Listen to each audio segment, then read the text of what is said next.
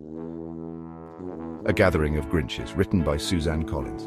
1,000 Grinches, each one a study in green malice. They shuffled onto the desolate plain, their eyes gleaming with a mix of greed and desperation. The air crackled with anticipation. A prize? A lifetime supply of roast beast and hoo-hash. The cost, their very lives. Whispers snaked through the crowd. No one knew the games. No one knew the rules, but everyone understood the stakes. Lose and face a fate worse than an empty stocking on Christmas morning. The ground trembled. A giant screen flickered to life. A booming voice echoed, "Welcome, Grinches, to the ultimate showdown!"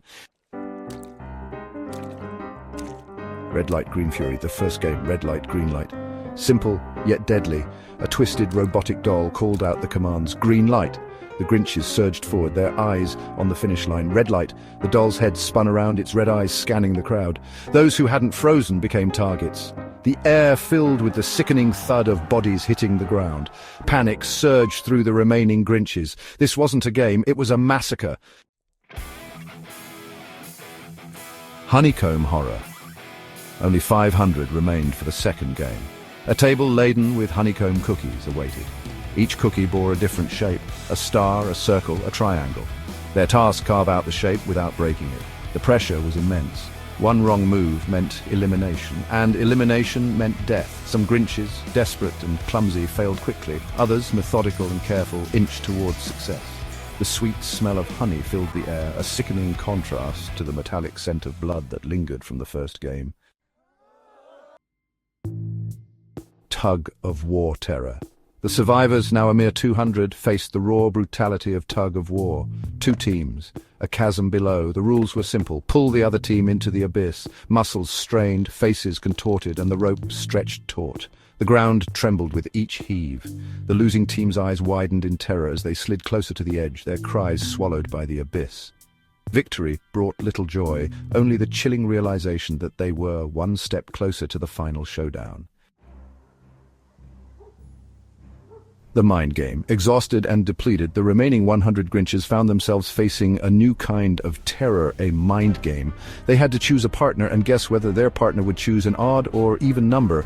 Trust became a luxury they could ill afford. Betrayal hung heavy in the air.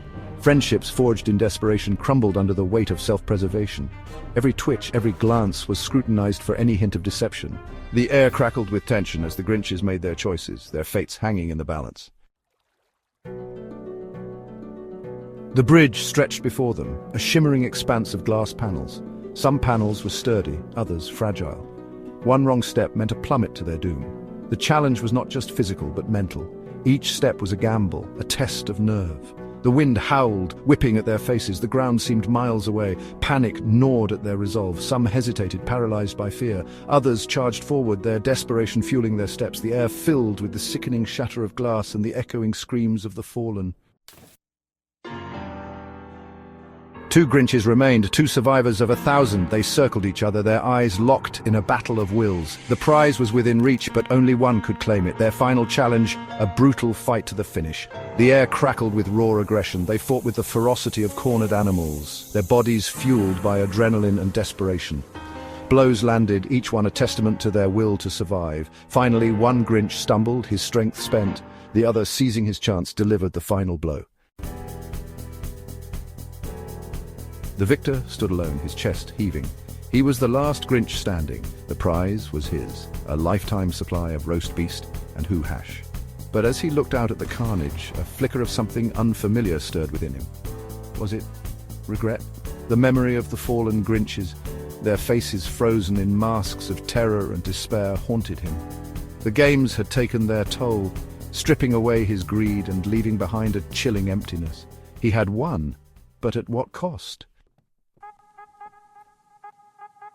The Grinch, laden with his prize, made his way back to his cave. The taste of victory was bittersweet. The games had changed him. He was no longer the same Grinch who had entered the arena. He had seen too much, lost too much. The spirit of the holidays, once a source of annoyance, now held a strange allure. The laughter of children, the warmth of togetherness, these things that he had once despised, now held a strange appeal. Perhaps, just perhaps, there was more to life than stealing Christmas. Perhaps it was time for a change.